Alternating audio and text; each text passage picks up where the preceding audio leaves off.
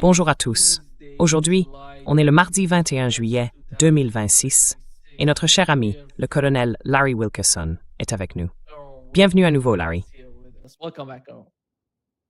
Ravi de te retrouver, Damon. Je suis content que tu te sois souvenu de mon nom.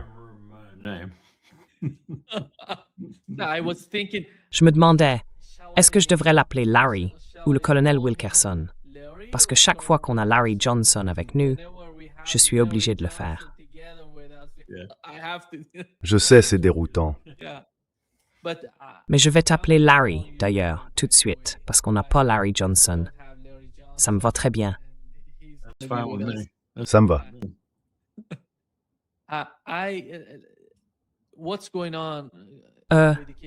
Qu'est-ce qui se passe avec la guerre, avec la phase actuelle du conflit au Moyen-Orient? L'Iran frappe le Koweït sans arrêt. Ils n'ont pas arrêté une seule heure, même pas quelques minutes. Ils les attaquent. Et la situation devient vraiment critique. Regardez les chiffres, plus de 80%. J'ai vérifié ces 2 derniers jours. Plus de 80% des cibles iraniennes se trouvent au Koweït, plutôt qu'à Bahreïn ou en Jordanie. Ils ont attaqué la Jordanie, vous le savez, ils ont frappé cette base américaine. On va en parler. Mais avant d'en arriver là, le système Patriot a été touché au Koweït et il vise les radars, tous ces dépôts au Koweït, ainsi que les cibles qu'ils considèrent comme stratégiques, selon leurs propres termes. Et il y a quelques instants à peine, le gouvernement koweïtien a annoncé avoir convoqué l'ambassadeur d'Iran à Koweït City pour lui adresser une sorte d'avertissement. Ils ont déclaré « Nous exigeons que l'Iran cesse ses attaques non provoquées ». J'adore ce mot, non provoqué. C'est tellement familier d'ailleurs. Oui, on peut t'attaquer à travers nos intermédiaires, les États-Unis d'Amérique et Israël quand on le veut. Mais oseras-tu nous attaquer en retour?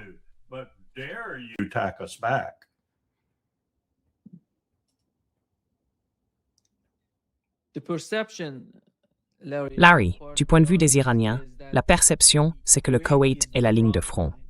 Tu vois, ils utilisent en gros les HIMARS depuis le Koweït.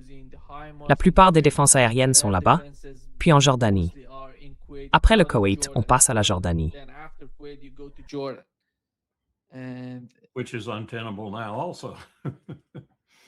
Ce qui aujourd'hui n'est plus tenable non plus. J'écoutais John Mearsheimer ce matin, il était invité dans l'émission de Chris Hedges. J'ai écouté attentivement et j'étais d'accord avec la plupart de ce qu'il disait. Sauf qu'il n'est pas allé assez loin, ni assez en profondeur, sur ce dont toi et moi parlions il y a quelques semaines. À savoir que les Iraniens n'ont pas juste 1 ou 2 séries de cibles, ni même 3. Ils ont toute une panoplie de cibles. Et ces cibles couvrent toutes les catégories de ciblage stratégique. Ils ont le nombre de missiles nécessaires pour les atteindre, et ils disposent des moyens de surveillance chinois, et probablement russes aussi, pour frapper ces cibles.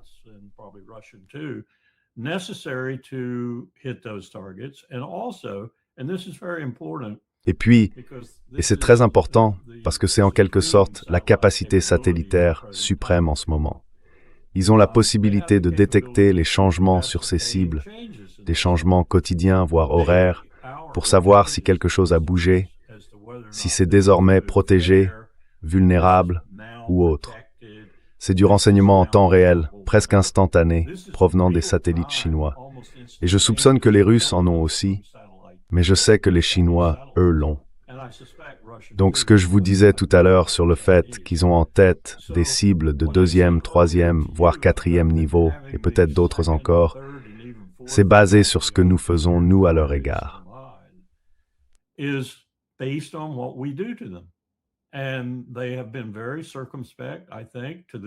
jusqu'à présent, je pense qu'ils ont été très prudents, très circonspects. Ils ont évité de frapper des sites comme par exemple Fujairah, ou de s'en prendre à Yanbu, ou même à Ras Tanura, ou à d'autres endroits à l'intérieur de l'appareil pétrolier saoudien. Ils ne l'ont pas fait, sauf quand nos propres actions leur ont semblé justifier une riposte de ce type.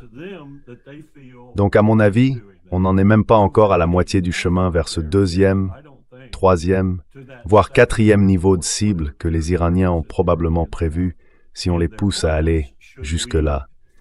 Et vous savez, les frappes ultimes, c'est un point d'ailleurs que je ne crois pas qu'il ait eu le temps d'aborder avec Chris, il n'avait qu'une 50aine de minutes. Eh bien, quand on en arrivera là, ce sera impitoyable pour l'économie mondiale.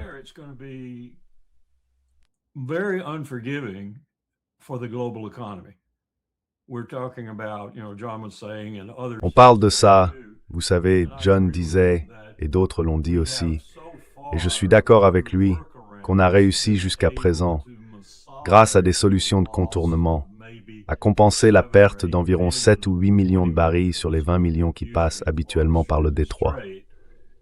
On a réussi à s'en sortir comme ça. Mais il ne faut pas oublier que la Chine pourrait tout bouleverser en un instant. Si elle décidait soudainement de faire ce qu'elle peut faire, remplir à nouveau sa réserve stratégique de pétrole et donc créer une énorme demande sur le marché mondial. Ou encore, si quelque chose d'autre devait se produire, par exemple, si l'Iran décidait de s'en prendre à des cibles plus sérieuses encore que Fujairah, voire à Yanbu en mer Rouge.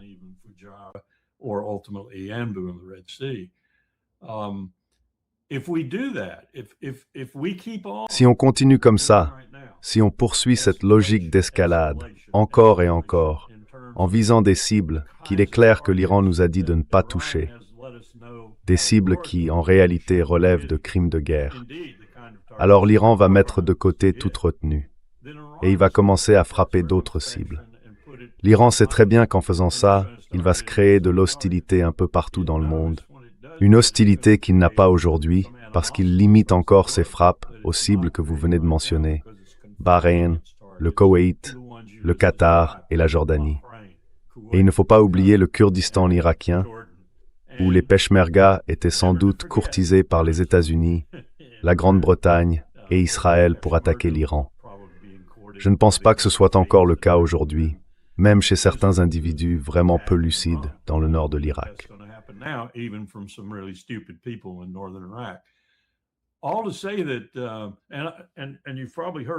Tout ça pour dire, et vous l'avez sans doute entendu aussi, que les milices iraniennes en Irak envisagent maintenant de descendre vers le sud pour faire ce qu'elles peuvent afin d'aider l'Iran face aux pays qui résistent encore, à peine, comme Bahreïn, le Qatar, les Émirats arabes unis, le Koweït et peut-être même la Jordanie. Donc je pense qu'on est vraiment à un moment critique là, et je ne vois personne, à part J.D. Vance, qui semble comprendre de notre côté de l'Atlantique, si je puis dire.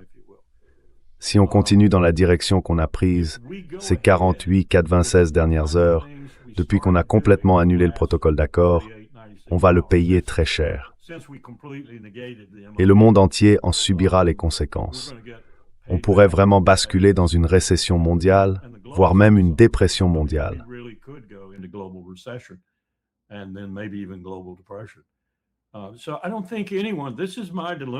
Je ne pense pas que qui que ce soit, et c'est bien là mon dilemme, je ne pense pas que quelqu'un d'autre que peut-être J.D. Vance comprenne vraiment ça à Washington. Les Iraniens jouent un jeu très subtil, très intelligent, très stratégique. Et ils font de leur mieux, un peu comme Poutine avec son opération militaire spéciale en Ukraine, pour éviter toute escalade. Que ce soit dans le cas de l'Ukraine, une participation directe de l'OTAN, ce qui en réalité est déjà le cas. Si on regarde de près, oui, on y est vraiment. L'OTAN participe bel et bien à la guerre en Ukraine. Il n'y a peut-être pas de drapeau de l'OTAN qui flotte sur les lieux où on agit, mais on y est. Et Poutine le sait.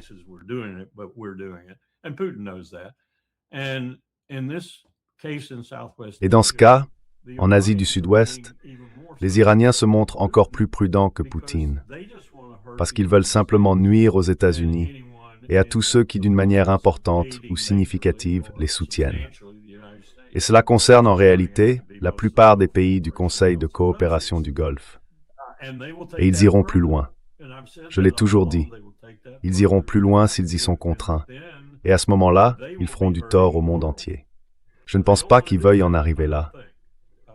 Pour eux, ce serait vraiment le dernier recours. Mais il faut toujours garder à l'esprit, je crois, qu'ils pourraient aller jusque-là si c'était nécessaire. Et là, on parle de créer les conditions, vraiment créer les conditions, d'un conflit mondial qui s'étendrait, comme je l'ai déjà dit, de l'Ukraine jusqu'à l'Asie du Sud-Ouest. Je ne pense pas que nous en mesurions bien la portée. Je ne pense pas qu'on saisisse vraiment toute la profondeur de la chose. Vous savez, le Vietnam, dont John a aussi longuement parlé, et avec beaucoup de justesse, il a quand même laissé de côté quelques points comme l'invasion du Cambodge orchestrée par Nixon. Mais il n'avait pas beaucoup de temps. C'est un peu comme le Vietnam, mais dans un cadre plus restreint, si on peut dire, par rapport à ce qu'était le Vietnam. Le Vietnam, en réalité, c'était surtout une histoire des États-Unis et de leur stupidité stratégique et autres. Et puis il y a un autre aspect dont John n'a pas parlé, la situation intérieure. Il a donné l'impression que LBJ, George Ball, McNamara et tous les autres savaient très bien qu'ils ne pouvaient pas gagner.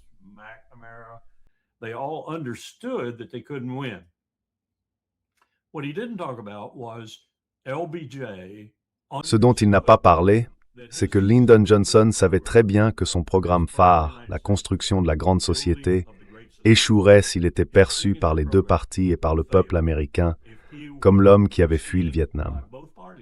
Il était donc piégé. Piégé dans ce qui, avec le recul, était un vrai dilemme stratégique. S'il se retirait du Vietnam, il perdait toute capacité à convaincre le Congrès et les Américains de soutenir la grande société, de la mettre en œuvre. Alors il a décidé de rester dans cette guerre. Et à cause de ça, environ 50 000 Américains ont été tués. La politique intérieure a pris le dessus. Et quand Nixon est arrivé, il a essayé de casser cette dynamique et de changer le cours de la guerre en l'étendant au Cambodge.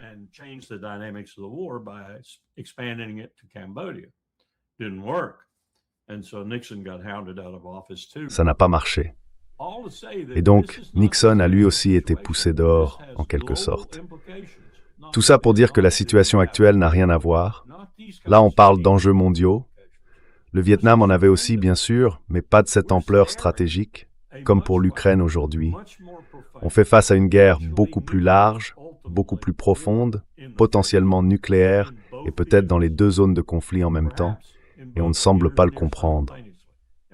Cette administration n'a montré aucune capacité, à part peut-être la vice-présidente, à réfléchir à ces dimensions du dilemme stratégique dans lequel l'ignorance, la stupidité et l'égoïsme de Donald Trump nous ont plongés.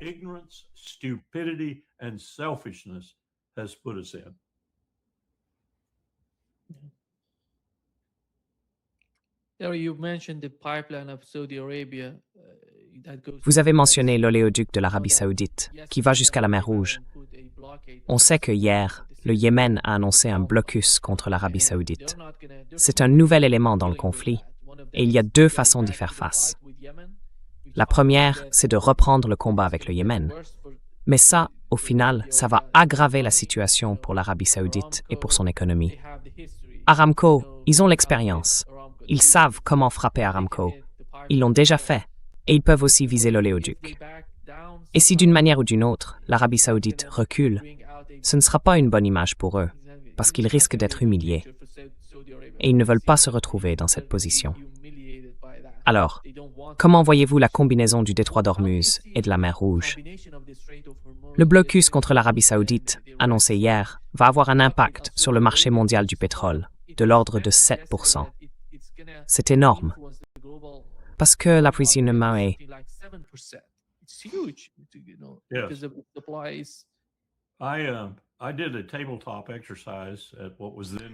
Il y a plusieurs années, j'ai participé à un exercice de simulation, ce qu'on appelle un tabletop exercise, à l'Institut des États-Unis pour la paix, comme on le nommait à l'époque. L'exercice portait sur la mer Rouge. Et le titre, je ne me souviens peut-être pas des mots exacts, mais assez pour vous donner l'idée, c'était quelque chose comme « Le cockpit stratégique de la compétition est-il en train de se déplacer ?» Autrement dit, est-ce qu'il passe du détroit d'Ormuz et du golfe Persique vers la mer Rouge et le Bab el-Mandeb? Et la conclusion de cet exercice, c'était intéressant parce qu'on avait tout le monde autour de la table. Il y avait la Marad, Lloyd's of London, AIG, l'Union européenne, le Royaume-Uni et tous les pays européens pris individuellement. On avait aussi l'EUCOM, le commandement des États-Unis en Europe. We had EUCOM, the United States Command in Europe.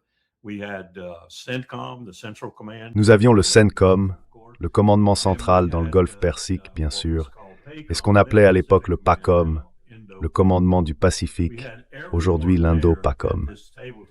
Tout le monde était là, autour de la table, pendant 2 jours, pour discuter du changement de la compétition stratégique qui se profilait, du Golfe Persique vers la mer Rouge.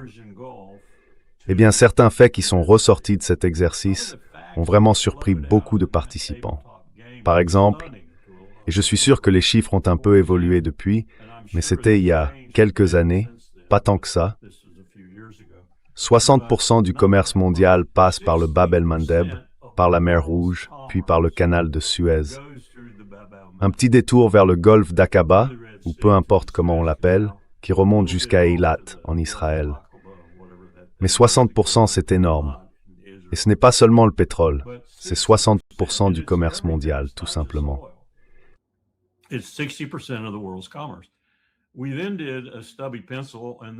On a d'abord fait un petit calcul rapide, et puis quelqu'un est arrivé avec un rapport analytique très bien fait sur ce que coûterait le fait de devoir contourner le Cap Horn, au lieu de passer par le détroit d'Ormuz ou par le canal de Suez, ou encore au lieu de remonter vers le golfe d'Aqaba et de sortir par le port de Haïfa, ou peu importe. C'était assez important. Je m'en souviens bien parce que je venais de faire une étude similaire sur le détroit de Malacca. Et ce qu'on avait constaté pour le détroit de Malacca, c'est qu'il n'y avait pas tant de changements que ça. Un peu plus cher, un peu plus long pour contourner si on veut, et remonter la côte chinoise ou entrer dans la mer de Chine méridionale. La mer Rouge, en revanche, c'était catastrophique. 60% du commerce mondial. Et tout ça pour dire que si cette zone est touchée, ce sera pire encore que le golfe Persique. Et qu'est-ce qui s'est passé la dernière fois qu'on a dit qu'on allait intervenir avec notre immense puissance navale pour sécuriser à nouveau la mer Rouge pour le trafic commercial? On s'est fait expulser, on s'est fait battre, on a été renvoyé chez nous, on a perdu un FDX-8, je crois, tombé dans l'océan, on a subi plusieurs frappes, et si ça se reproduisait, si on se retrouvait avec le détroit d'Ormuz, le Bab el-Mandeb, la mer Rouge et le canal de Suez tous bloqués, je vous garantis qu'on se dirige tout droit vers une récession mondiale, au minimum, et une dépression, au pire. Et avec beaucoup plus de dégâts sur un éventail bien plus large d'échanges de matières premières, qui se font d'ordinaire à un coût relativement bas, ou en tout cas bien plus bas, que de devoir contourner le détroit ou le cap. Ce serait une catastrophe. Et je pense que les Iraniens et les Houthis savent que ce serait une catastrophe et qu'ils sont prêts à la provoquer s'ils le jugent nécessaire.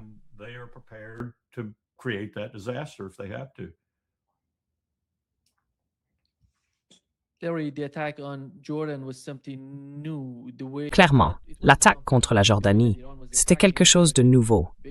Pas nouveau dans le sens où l'Iran attaquait déjà des bases américaines en Jordanie, mais nouveau par sa précision.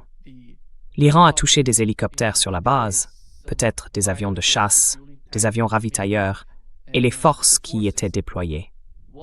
CNN a rapporté qu'un membre du Congrès démocrate a déclaré qu'il ne recevait aucune information du gouvernement Trump parce qu'il ne voulait rien partager avec personne. Et au cours des 2 dernières semaines, au moins, on a parlé de plus de 100 blessés, disons plutôt blessés, et 4 morts confirmés qui devraient être rapatriés aux États-Unis. Mais au final, il est impossible de savoir quel est le vrai chiffre, le nombre réel de ce qui s'est passé jusqu'à présent.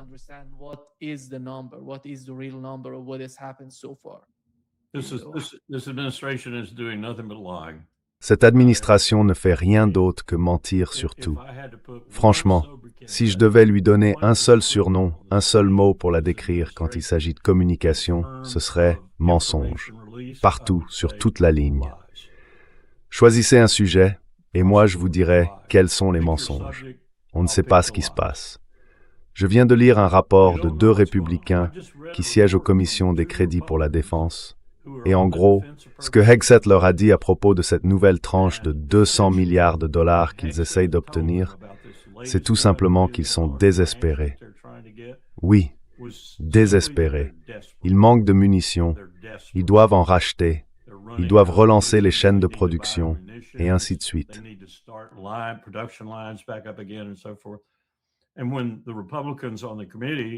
Et quand les républicains de la commission, les démocrates aussi bien sûr, ont commencé à être vraiment inquiets de ce qu'ils entendaient, tout s'est arrêté. Plus rien n'a été dit. Et ils ont demandé, républicains et démocrates confondus, plus de précisions sur les raisons pour lesquelles on leur réclame cet argent supplémentaire. Parce qu'après tout, Nima, ils ont déjà environ 1600-1700 milliards de dollars. Et malgré ça, ils demandent encore tout cet argent en plus. Leur argument désespéré, c'est qu'ils sont à court. Très bien, si vous êtes à court, alors pourquoi mentir au peuple américain sur la situation de nos forces? Parce que c'est ce que vous faites. Le Wall Street Journal en parle, le Washington Post, le New York Times aussi.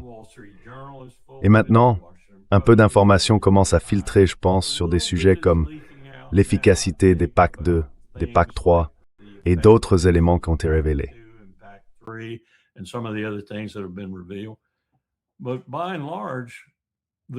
Mais dans l'ensemble, le Congrès commence enfin à s'inquiéter de la façon dont le Pentagone est dirigé. Et cette guerre est, pour ainsi dire, une preuve flagrante, si ce n'est pas sous vos yeux et dans vos oreilles, donnée par le secrétaire à la Défense et le chef d'état-major lui-même, qu'ils ne savent pas ce qu'ils font. Alors gardons ça en tête quand on parle de l'absence de stratégie. Et la stratégie qu'ils ont, quelle qu'elle soit, eh bien, cette histoire de crimes de guerre, c'est ça leur stratégie maintenant, les crimes de guerre. Et c'est un échec aussi grand que tous les autres. On est sur la défensive et on ne sait pas comment s'en sortir. Trump est clairement mis en échec par, disons-le comme ça, par l'ayatollah et par l'Iran, et il ne sait pas quoi faire face à ça.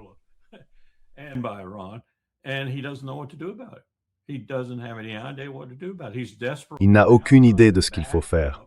En ce moment, il essaye désespérément de se rattraper, de relancer quelque chose qui donnerait l'impression d'une nouvelle capacité de production, d'un nouveau protocole d'accord. Moi, je ne pense pas que l'Iran va lui parler. Je ne pense pas qu'ils vont lui parler du tout. À mon avis, leur décision est prise. On entend toujours parler des modérés et des durs, des modérés et des durs. L'autre soir, j'ai dit à quelqu'un, « Il n'y a plus de modérés ni de durs en Iran. Il n'y a que des Perses et ils sont endurcis. Endurcis à nous vaincre quoi qu'il en coûte. » C'est ça, la réalité en Iran. Pas de modérés, pas de durs, pas de gardiens de la révolution, pas de majlis, pas de conseil des gardiens, pas d'ayatollah. La nation perse est endurcie contre nous. Point final.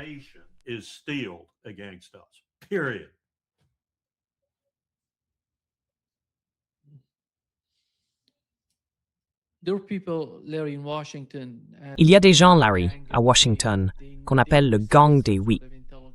Ils reçoivent une certaine forme de renseignement de l'administration Trump. Et l'un d'eux, c'est Mark Warner. Il a donné une interview ces 2 derniers jours.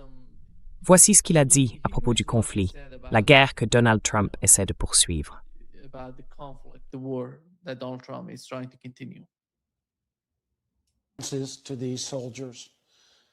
Pour ces soldats. Rappelez-vous, quand on pense à cette guerre qui dure depuis 5 mois, c'est une guerre de choix. En tant que membre du gang des oui, je peux dire qu'il n'y avait aucune menace imminente de l'Iran contre l'Amérique. Donc Donald Trump a choisi d'entrer en guerre. Il lui a fallu 2 semaines pour expliquer quels allaient être, selon lui, ses objectifs.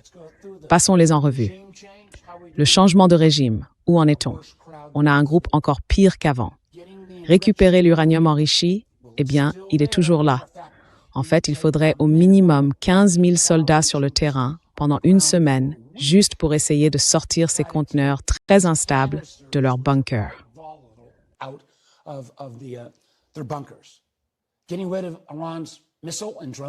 Éliminer les capacités de missiles et de drones de l'Iran.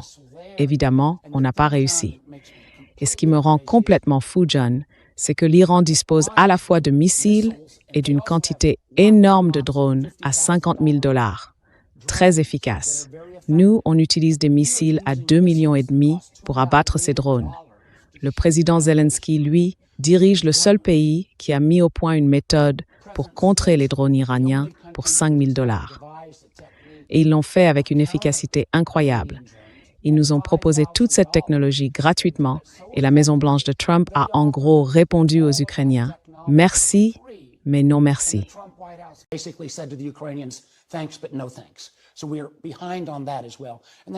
Donc là aussi, on est en retard.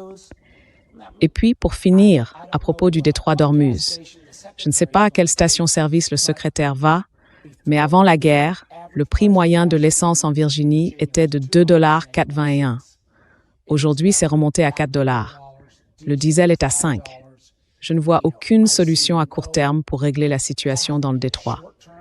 Cette guerre qu'on a choisie a été un désastre militaire, un désastre pour l'image qu'on renvoie dans le monde, un désastre pour nos amis et nos alliés qui se demandent si on tiendra nos engagements. Je suis inquiet, à moins que ça ne prenne un de ces coups de théâtre typiques de Donald Trump.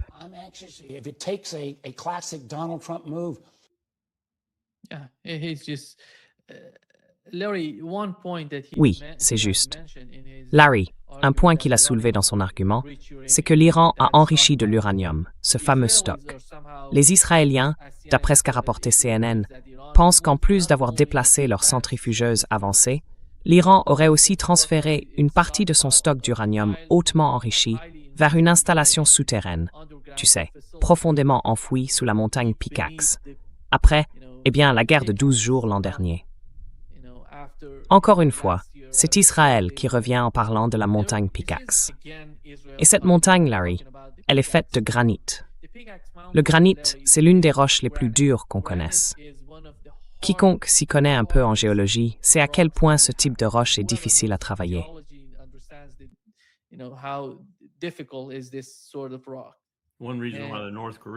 Une des raisons pour lesquelles les Nord-Coréens aiment travailler avec les Iraniens, c'est qu'au début des années 2000, quand je travaillais pour un réseau Kukan, le terrain était similaire, la roche aussi.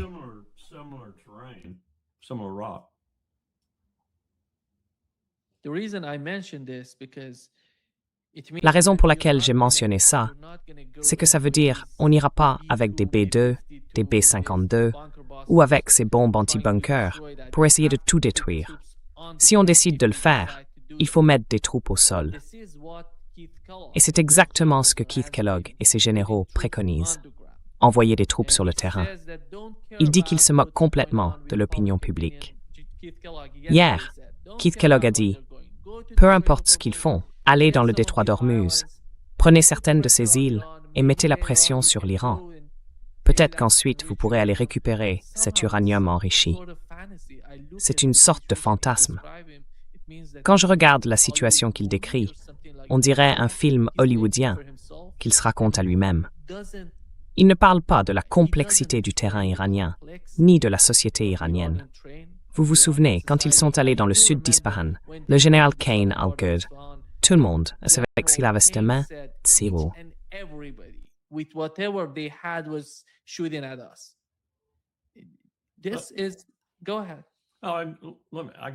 Allez-y, je dois revenir un instant sur Mark Warner. On peut aussi parler du général, si vous voulez. Mais chaque année, je reçois une carte de Noël de Mark Warner et de sa famille. Une très belle carte. Je n'ai pourtant jamais voté pour lui. Je ne lui ai jamais donné un centime. Et je vais vous dire pourquoi.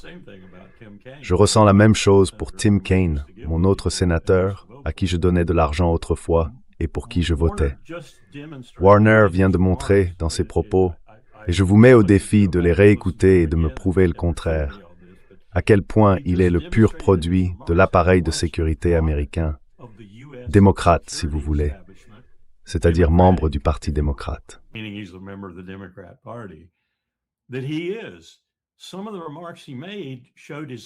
Certaines de ses remarques ont montré son ignorance, sa stupidité, et aussi son adhésion à une idée bien précise, et je le sais, parce qu'il l'a déjà dit à plusieurs reprises, celle que Bill Clinton avait inscrite dans la loi, déclarant que l'Irak et l'Iran étaient des ennemis stratégiques permanents et que leur régime devait être renversé dès que possible, par n'importe quel moyen.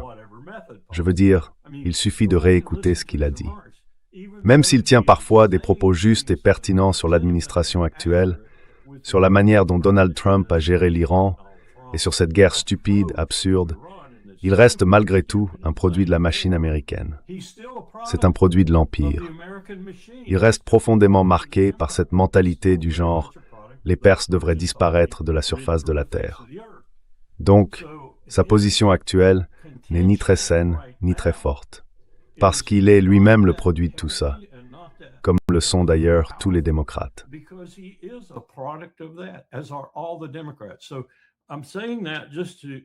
Je dis ça simplement pour vous montrer à quel point l'establishment américain est verrouillé, qu'il soit ou non opposé politiquement au régime actuel. Il est profondément ancré dans une position hostile à l'Iran, aux États-Unis. Et c'est une partie du problème auquel on fait face. Je veux dire, même ce débat actuel dans les commissions des crédits, à propos du budget de la défense, où l'on utilise l'Iran comme prétexte, sans réelle vision stratégique ni politique claire pour y faire face. Même ce débat-là est rempli de cette idée qu'il faut les abattre. Il faut les abattre. C'est quelque chose qu'on essaie de faire depuis la Révolution. Et ça vient aussi bien des démocrates que des républicains. On est prêt à dépenser tout l'argent nécessaire pour ça, alors qu'il est maintenant évident que c'est une folie pure et simple. Et c'est une folie, en partie, parce qu'on garde cette attitude vis-à-vis de ce pays.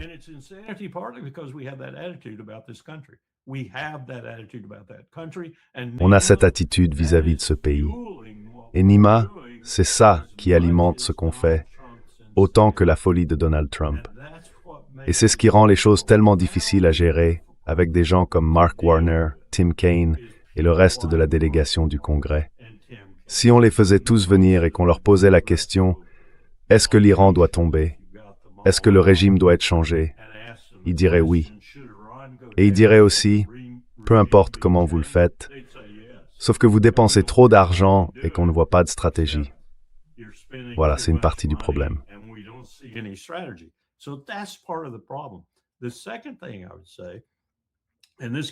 La deuxième chose que je dirais, et là on en vient au sujet général, c'est que je me demande tous les jours, Nima, je me demande où sont passés les militaires, au Pentagone ou ailleurs, au commandement central, à l'Indo-PACOM, partout où on gère la situation, et si mal d'ailleurs.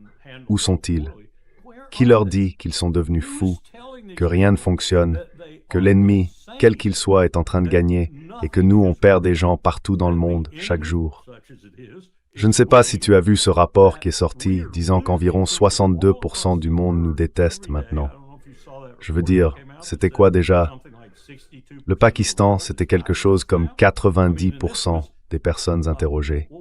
Et la Corée du Sud, un pourcentage énorme aussi.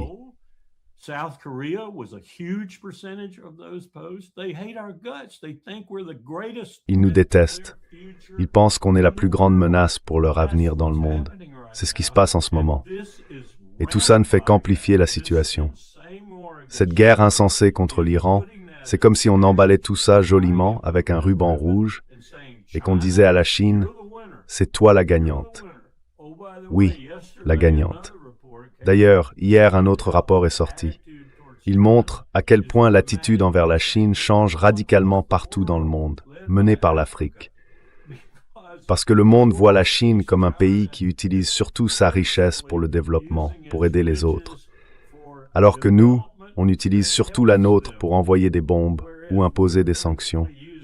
Franchement, on ne pourrait pas inventer un truc pareil. L'Empire américain est en train de se détruire lui-même.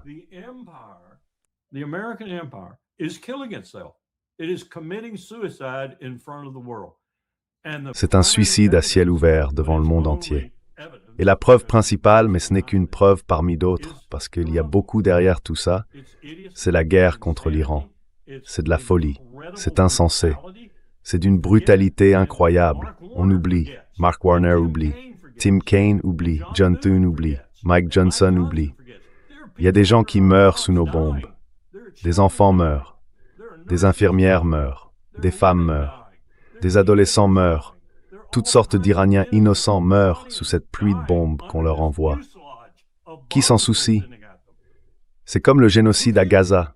Qui s'en soucie? Israël commande. Israël est parfait, n'est-ce pas? Il ne peut rien faire de mal. Israël devient aussi un paria. Et nous, on les suit. Nous sommes les parias du monde en ce moment. Et c'est un élément majeur de cette guerre qui va nous hanter, nous dégrader et finir par nous mener à notre perte.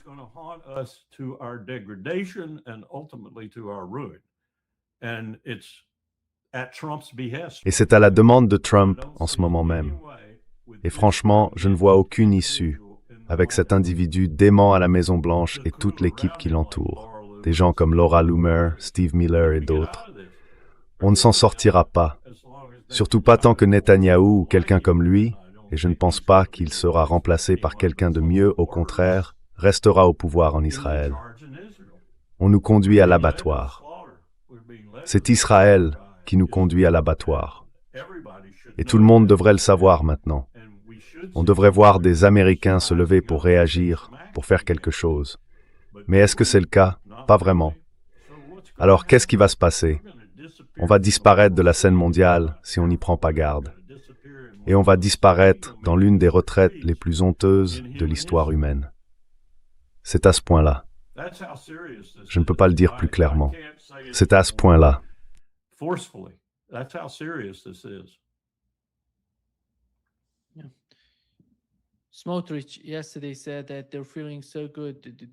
Hier, Smotrich a déclaré qu'il se sentait tellement en confiance qu'il ne voulait pas se mêler à cette sorte de guerre de représailles entre l'Iran et les États-Unis. En gros, ils se satisfont de la situation actuelle. Leur attention est surtout tournée vers le Liban et certaines zones de la Syrie. De son côté, Benjamin Netanyahou a tenu une réunion de sécurité pendant plus de 5h30 dans la nuit pour discuter de la montée des tensions régionales. Et puis, à l'inverse, on voit Donald Trump déclarer que pour chaque soldat américain tué, ils vont riposter de manière bien plus massive.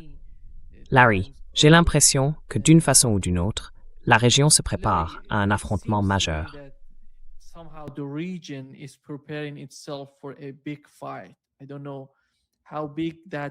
Je ne sais pas quelle ampleur ça pourrait avoir, mais les deux camps s'y préparent.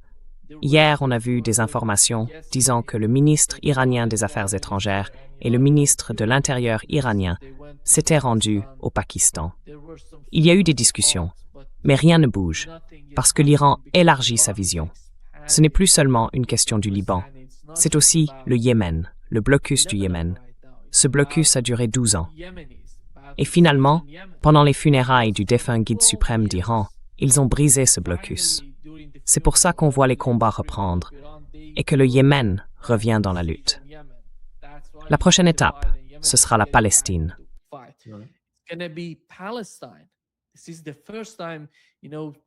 C'est la première fois, vous savez, qu'ils disent que si quelque chose se produit, il faut comprendre la situation de la Palestine.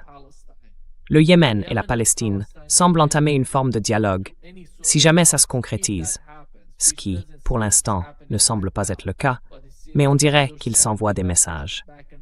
Mais parlons de la guerre. Quand on regarde les options de Donald Trump, quelles sont les cibles en Iran? Ils ont attaqué hier et avant-hier la centrale nucléaire située dans l'ouest du pays et la nuit dernière, celle de Bushehr dans le sud de l'Iran. Comment voyez-vous le champ de bataille?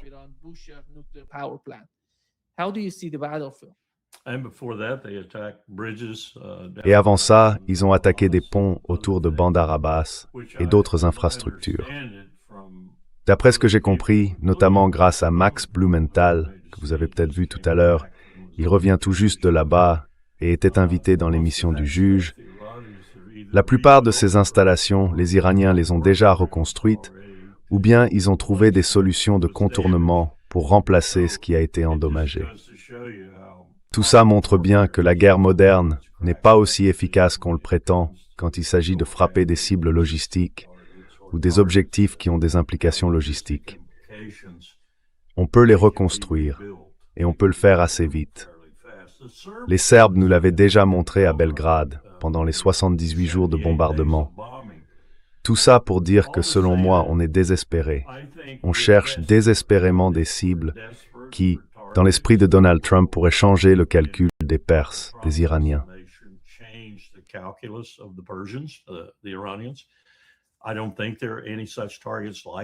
Je ne pense pas qu'il existe de tels objectifs.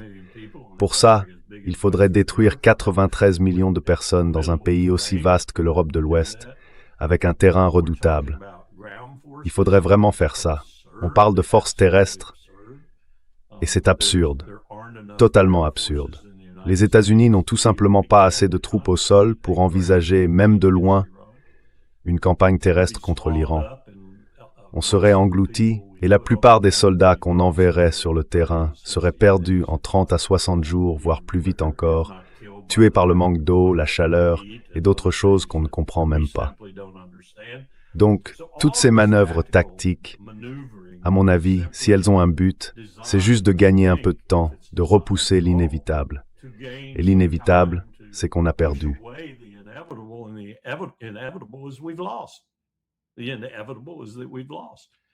L'inévitable, c'est qu'on a perdu.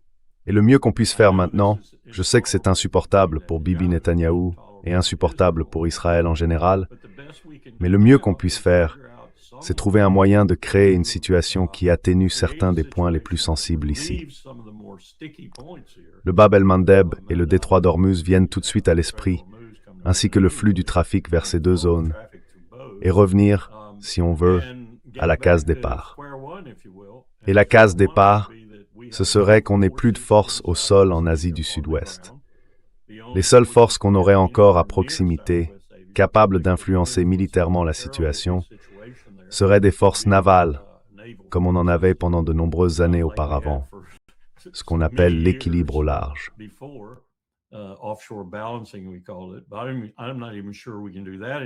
Mais je ne suis même pas sûr qu'on puisse encore faire ça, parce qu'on n'a plus les forces navales pour le maintenir. C'est une autre conséquence de nos choix.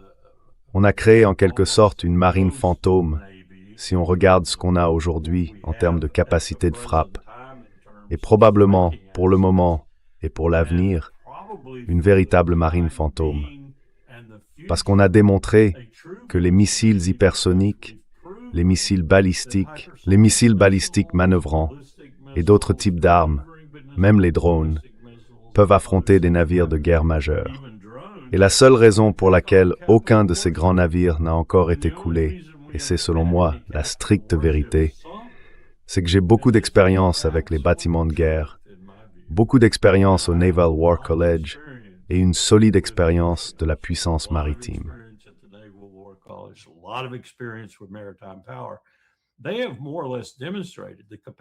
Ils ont plus ou moins démontré qu'ils étaient capables de couler n'importe quel navire que nous avons dès qu'il entre dans leur zone de portée.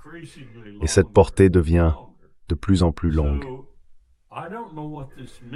Alors, je ne sais pas ce que cela signifie pour une puissance maritime qui est, ou du moins qui était, la première puissance maritime au monde, un peu comme la Grande-Bretagne l'a été pendant tant d'années, et qui perd cet aspect de sa puissance militaire aussi vite que je parle en ce moment. Et ça a une dimension stratégique en soi, parce que ça veut dire que les puissances terrestres, comme l'Iran, reliées à la Russie, reliées à la Chine, et probablement à terme, reliées à l'Inde, et déjà en tout cas dans leur position actuelle, connectées à environ les 2/3 de la population mondiale, merci bien, et à peu près à la même proportion du PIB mondial, ont déjà décidé que tout ça s'est dépassé, que c'est plus comme ça que le monde va fonctionner désormais.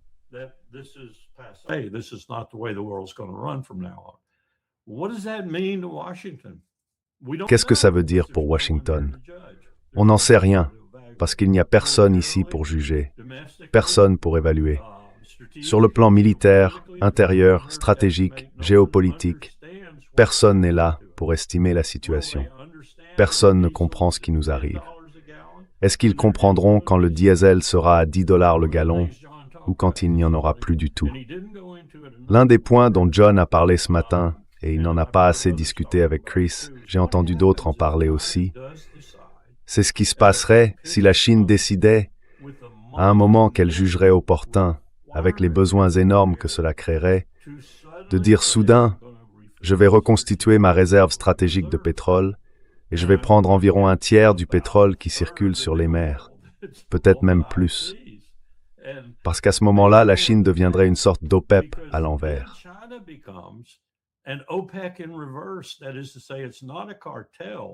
Autrement dit, ce n'est pas un cartel qui manipule la disponibilité du pétrole sur les mers pour faire monter les prix, en réduisant l'offre donc, pour provoquer cette hausse. C'est un pays qui consomme une quantité monumentale de pétrole et qui dispose en plus d'immenses réserves de charbon et d'un énorme potentiel dans les énergies renouvelables. D'ailleurs, il est aujourd'hui en tête du monde entier pour le remplacement des combustibles fossiles. Et pourtant, ce pays sort sur le marché pour remplir ou reconstituer sa réserve stratégique de pétrole et fait grimper les prix autant que l'OPEP aurait pu l'espérer, mais selon le principe inverse, simplement parce qu'il retire tellement de pétrole du marché. Résultat, les prix s'envolent.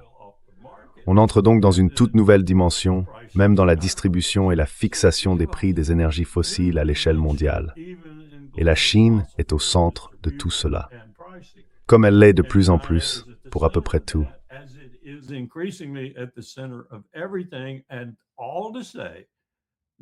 Et tout ça pour dire que, malgré le général Keane, malgré tous ces autres idiots, malgré la folie de Donald Trump, malgré les remarques de Mark Warner, on assiste à un basculement mondial du pouvoir, d'une ampleur monumentale. Et ce basculement met l'Empire américain sur la défensive, bientôt considérablement affaibli, tandis qu'il place la Chine, la Russie et toutes les puissances alliées, y compris la RPDC, au sommet. Et tout ça, c'est nous qui l'avons fait. Nous, les États-Unis d'Amérique, sous Joe Biden principalement, mais je remonterai jusqu'à Bill Clinton et George W. Bush, et sous Donald Trump à 2 reprises maintenant. Oui, c'est bien nous qui avons fait tout ça.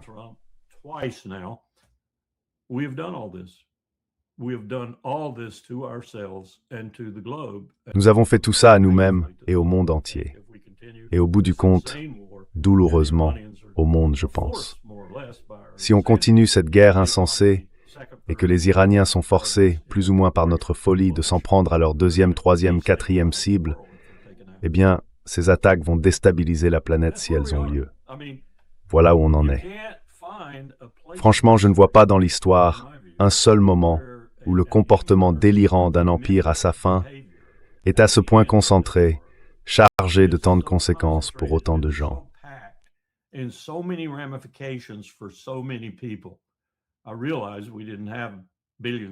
me rends compte qu'autrefois, quand beaucoup d'empires existaient, il n'y avait pas des milliards d'habitants sur Terre.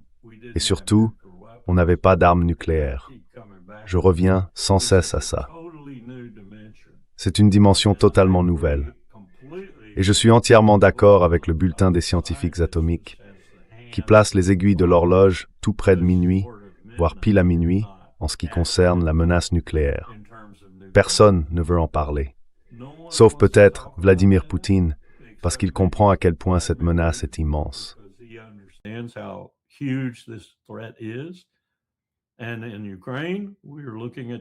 Et en Ukraine, on voit cette menace grandir chaque jour de plus en plus.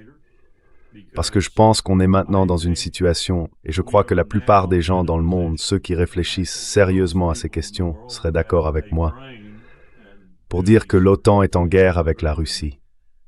Et plus important encore, que la Russie en a conscience. Alors où va-t-on à partir de là? Où va-t-on? Pas seulement en Ukraine, c'est important bien sûr, mais ce n'est que le prélude à une guerre plus vaste. Où va-t-on à partir de là? Parce que Poutine va devoir en conclure, s'il ne l'a pas déjà fait, qu'il est en guerre avec l'OTAN. Ce n'est plus seulement une guerre par procuration.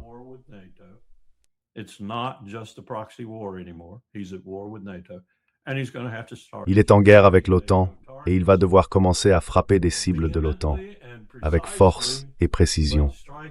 Mais frapper quand même, en espérant que ça n'entraîne pas une escalade vers quelque chose de beaucoup plus vaste, de plus grave. Mais il veut faire comprendre aux capitales de l'OTAN, surtout en Europe, que ça suffit. Assez, c'est assez. Après tout, toute cette opération militaire spéciale a commencé parce que nous avions insisté pour faire de l'Ukraine un membre de l'OTAN. Officiellement, sinon dans les faits, voire ouvertement, à cause de ce que nous allions y déployer, et du fait que nous affirmions, au fond, vouloir en faire un membre de l'Alliance. Et ça, disait-il, représentait une menace existentielle pour la Russie. ce qu'il croyait clairement et que très probablement la plupart des Russes croient aussi.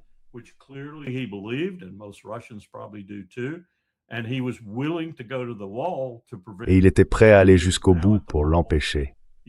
Et maintenant, il est dos au mur. L'Ukraine est dos au mur. L'OTAN est dos au mur. Et Poutine a l'avantage. Alors où va-t-on à partir de là? On ne regarde pas seulement l'Asie du Sud-Ouest. On regarde aussi l'Ukraine. Et tout ce que cela révèle sur l'usage du pouvoir, sur l'Empire, sur la manière dont ce pouvoir est mal utilisé, et sur ses alliés en Europe. Et puis ce qui se passe en Asie du Sud-Ouest, avec la destruction de ses alliés, en gros dans le CCG et ailleurs. Et enfin le grand épouvantail dans tout ça, celui qui peut encore crier, hurler et même utiliser l'arme nucléaire lui-même, Israël.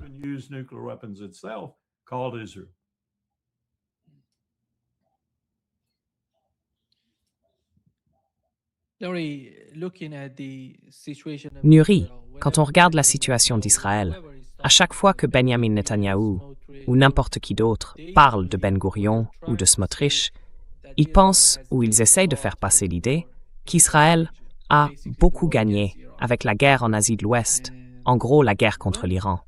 Et quand on entend parler de radars américains, de systèmes de défense aérienne, de tous ces centres de communication, tout ça tourne autour d'Israël. Moi, je dirais que les États-Unis ne sont pas en Asie de l'Ouest. Les États-Unis sont de l'autre côté de la planète. Ils le savent très bien. Les Iraniens le savent aussi. Leur stratégie, c'est de réduire la domination israélienne, ou du moins la capacité d'Israël à se défendre.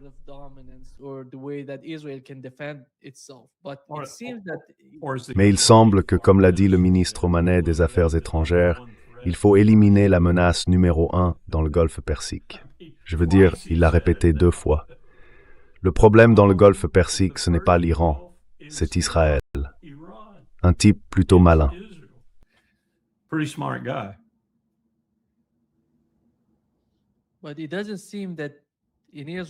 Mais on a l'impression qu'en Israël, Benjamin Netanyahou, pour une raison ou une autre, peut-être liée à la politique intérieure, veut montrer à quel point il est puissant et qu'il cherche à être réélu. C'est pour ça qu'il agit ainsi. Mais est-ce que les gens vont vraiment croire à ce genre d'argument de sa part? Et ceux qui sont proches de son gouvernement, qui disent que le pays devient plus fort, que la situation s'améliore. Comment vous voyez-vous la situation de Benjamin Netanyahou?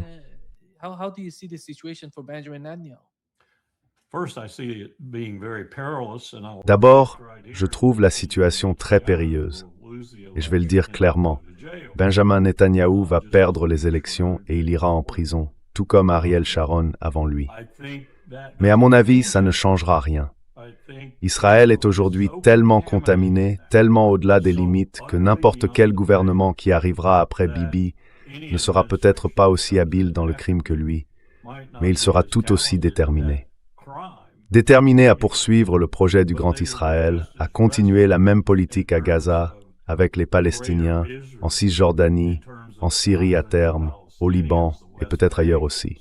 Ils seront tout aussi sérieux là-dessus. Donc en se débarrassant de ce problème criminel, on n'a pas vraiment résolu le fond du problème.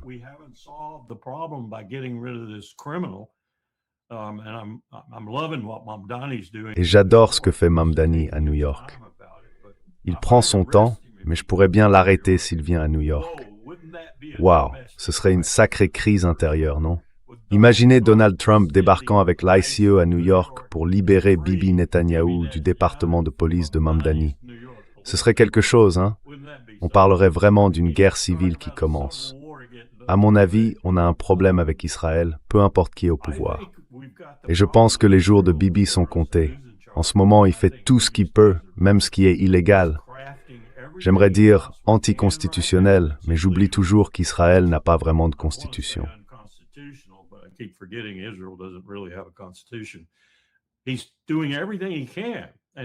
Il fait tout ce qu'il peut, et il l'a fait avant la fermeture de la Knesset, si j'ai bien compris. Il fait tout pour criminaliser ou rendre impossible toute action contre lui, voire même pour empêcher la tenue des élections, parce qu'il veut rester au pouvoir afin d'éviter la prison. Moi, je pense qu'il va aller en prison. Je pense que son temps est fini. Je ne crois même pas que Donald Trump va le soutenir. Et je ne suis pas sûr que son voyage pour essayer de remonter dans les sondages, vous savez, il fait toujours un voyage à New York ou quelque part aux États-Unis. Il s'adresse souvent au Congrès pour regagner un peu de popularité quand une élection approche.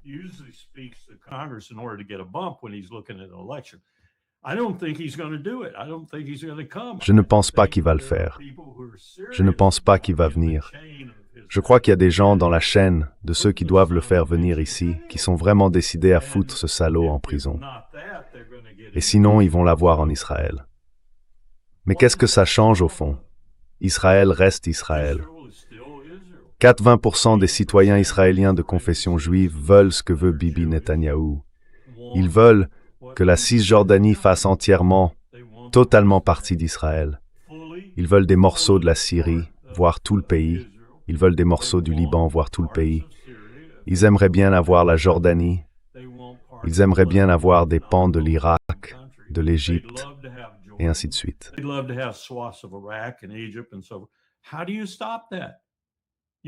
Comment on arrête ça? C'est pas en se débarrassant de Bibi qu'on y arrive. Là, on ne fait qu'éliminer le symptôme si on veut. Après ça, ce sera la même chose. Donc Israël doit être profondément transformé. Ça ne peut pas rester un État juif. Au mieux, ça peut devenir une démocratie, une vraie démocratie. Peut-être que l'accord en cours, celui qui vise à organiser une élection et à mettre une entité fédérale au-dessus des deux, peu importe ce que ça donnera, que ce soit du côté du gouvernement du Hamas, de l'autorité palestinienne ou du gouvernement israélien lui-même, peut-être que ça pourrait aller dans ce sens. J'y crois pas trop, mais j'aimerais bien que ça arrive si c'était possible, mais ça ne marchera pas. Rien de tout ça ne marchera.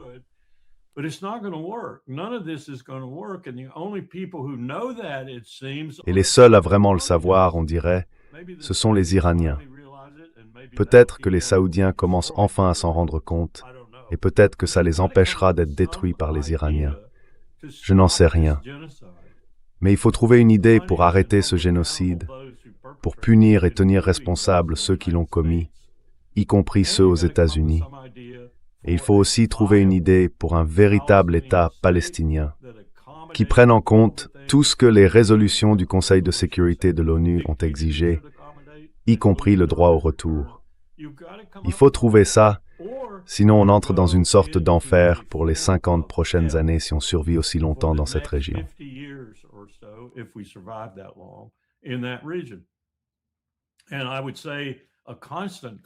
Je dirais qu'il y aurait un conflit permanent entre Jérusalem, et je déteste même le dire, entre Tel Aviv.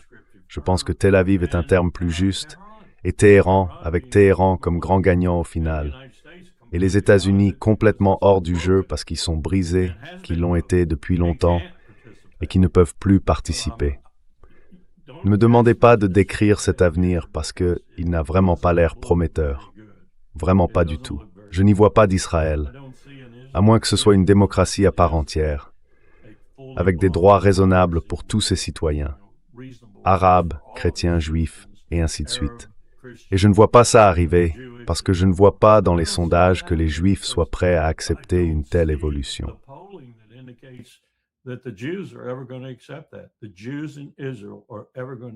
Les Juifs en Israël n'accepteront jamais ça.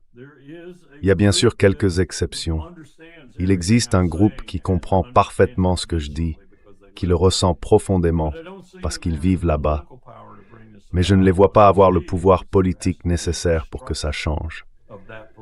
Ce que je vois, c'est qu'il faut détruire le pouvoir politique qui a conduit à Gaza, qui a conduit au génocide. Il faut une destruction totale de ce pouvoir avant qu'un vrai changement soit possible.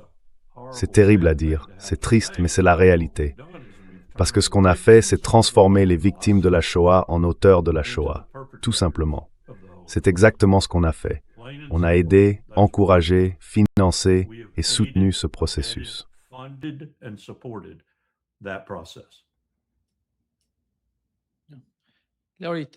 Larry, aujourd'hui, pendant qu'on parle, Donald Trump rencontre le président du Liban, Joseph Aoun. Je n'aimerais vraiment pas être à sa phrase.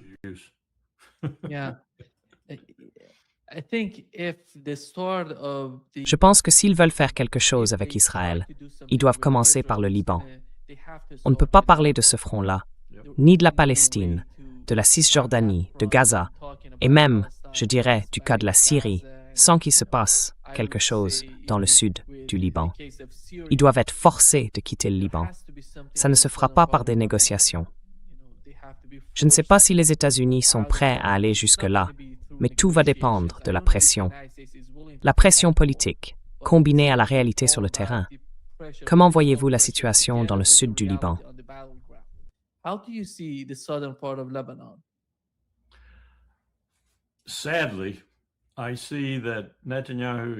Malheureusement, je constate que Netanyahou a réussi à empêcher l'Iran de frapper Israël aussi violemment, voire plus violemment, que la dernière fois, en gérant la situation au Liban d'une manière qui a permis d'éviter cela. Mais je ne pense pas que ça puisse durer. Je ne le vois pas capable de continuer ainsi. Et je pense que le régime qui le remplacera sera encore moins en mesure de le faire. Alors qu'est-ce que ça veut dire?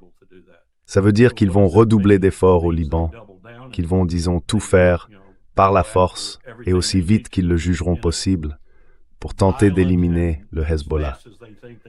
Même si Aoun et Trump en viennent à comprendre que la situation sur le terrain les oblige à faire des compromis sur certains de leurs objectifs.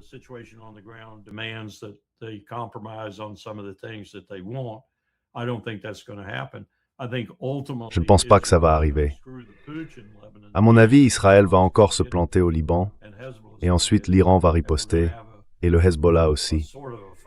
Et là, on aura une sorte de règlement de compte final, si on peut dire, à propos du Liban. Soit les Israéliens l'emportent complètement et ne sont pas détruits par l'Iran, soit c'est l'inverse. Et je pense que l'inverse est plus probable. J'espère qu'on n'en arrivera pas là. J'espère qu'on aura assez de bon sens pour ne pas pousser l'Iran à devoir agir ainsi. Mais je ne vois pas la compétence, ni le talent diplomatique ou autre. Je ne vois même aucun talent diplomatique à Washington capable de changer ça. Et je pense que les Libanais sont simplement victimes de leurs propres erreurs, pour ainsi dire.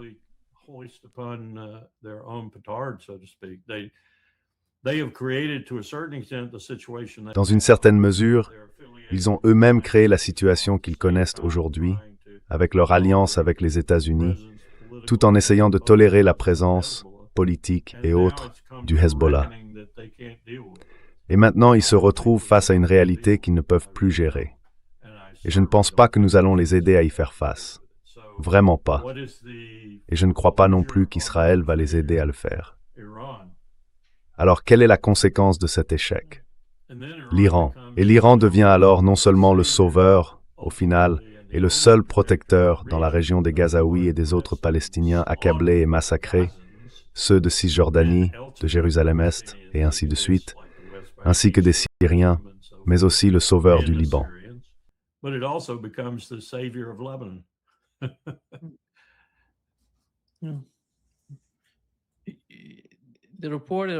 Aujourd'hui, le journaliste a demandé à Donald Trump ce qu'il pensait de la situation au Liban et s'il comptait obliger Israël à quitter ou à se retirer du Liban. Voici ce qu'il a répondu. Quand l'armée israélienne se retirera-t-elle du Liban? Y a-t-il un calendrier précis? Ils sont en train de le faire. Ils sont en train de se redéployer dans d'autres zones. Et encore une fois, tout se passe très bien. C'était un excellent accord qu'ils ont signé avec le Liban et ils sont en train de se redéployer.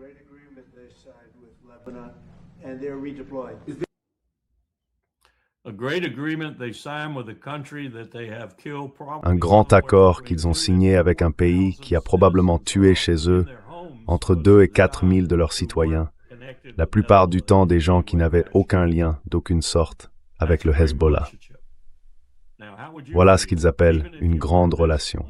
Alors, dites-moi comment vous sentiriez-vous, même si vous étiez ce président libanais plutôt tourné vers les États-Unis, essayant de maintenir cet équilibre dangereux que tous les présidents du Liban ont tenté de garder depuis presque un demi-siècle.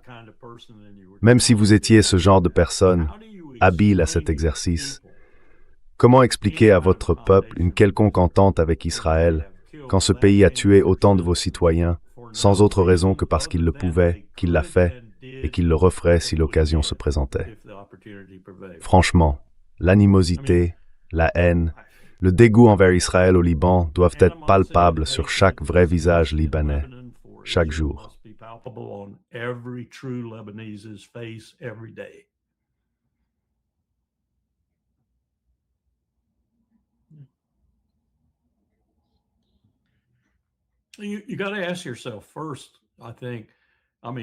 Il faut d'abord se poser la question, je pense, enfin sans écarter la Syrie, l'Iran ou d'autres forces en jeu, elles ont sans doute joué un rôle. Mais que pense en moyenne un Libanais d'Israël? Je dirais qu'à ce stade, c'est probablement de la détestation. Qui est vraiment responsable de la destruction et de la ruine du Liban, au moins depuis l'invasion de 82? Et même avant ça, qui, à l'extrémité orientale de la Méditerranée, a le plus contribué à la ruine du Liban? On pourrait dire les États-Unis, parce que nous les avons soutenus du début à la fin. Mais l'instrument, ça a été Israël.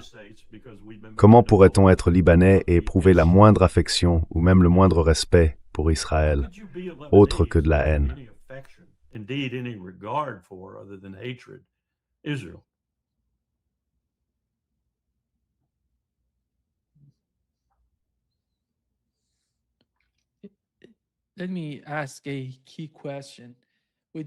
Laissez-moi poser une question essentielle.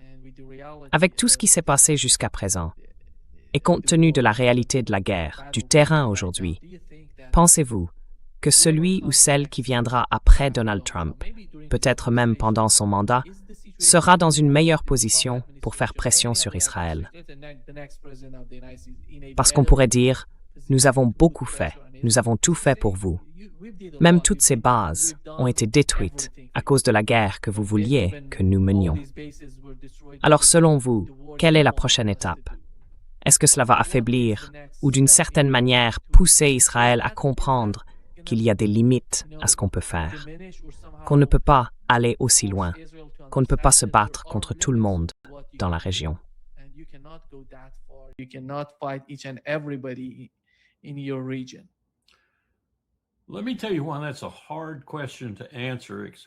Laissez-moi vous expliquer pourquoi c'est une question difficile à laquelle répondre, sauf de manière négative. En ce moment même, je ne sais pas si c'est littéralement à cette heure-ci, mais le Sénat et la Chambre des représentants du Congrès américain sont en train de débattre, et le débat touche presque à sa fin. Je pense que ça va se faire, que l'on tienne compte ou non de la trahison de Jonathan Pollard, de sa perfidie, de l'abus de sa relation avec les États-Unis, si vous voulez. Le Congrès est sur le point d'institutionnaliser tout cela, à la fois dans le partage du renseignement, où Israël ne deviendrait pas seulement un membre du groupe des Five Eyes ou de l'accord trilatéral entre le MI6, le Mossad et la CIA, mais un acteur à part entière de la communauté du renseignement américaine. Il serait installé au cœur même du système. Comme il l'était dans le bureau de Douglas Feith pendant la Deuxième Guerre d'Irak, jour et nuit, il serait, en quelque sorte, à l'intérieur de la tête des États-Unis en permanence.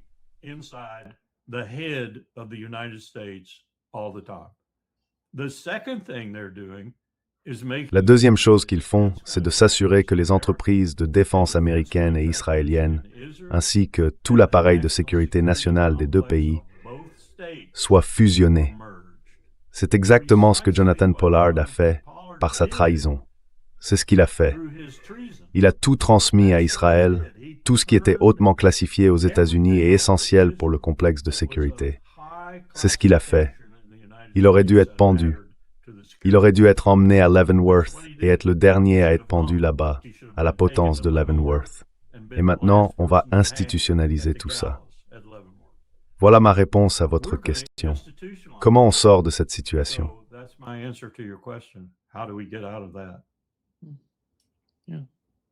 Oui, c'est un point essentiel. Très important ce que vous venez de dire. Vraiment très important. Oui, merci. Merci. J'espère qu'on va le vaincre, mais je ne pense pas qu'on y arrivera.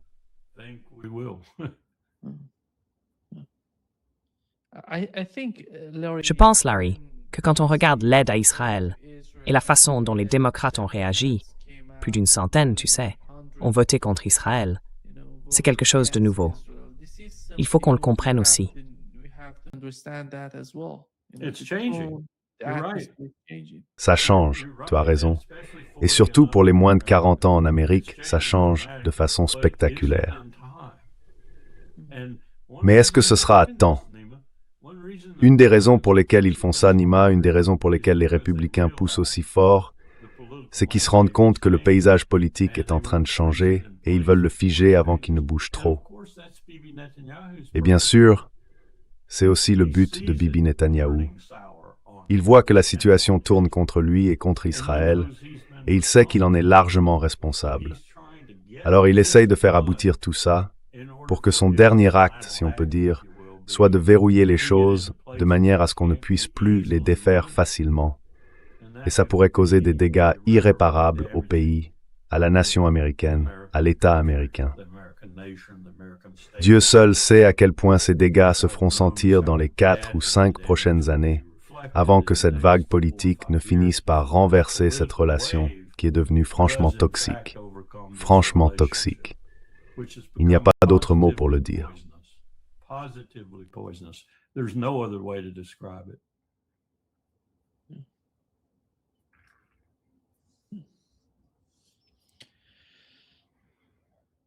Merci, Colonel. Terrible session. Séance terrible, non? Mais en vrai, je ne ris pas du tout. Laugh, but I'm not laughing. Yeah, I know that. I know. Oui, je sais. Great Je job, sais. Colonel. Toujours un grand plaisir, colonel, comme d'habitude.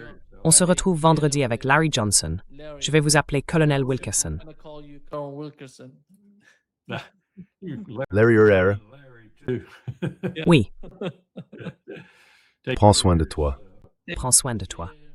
Bye-bye. Au revoir, au revoir.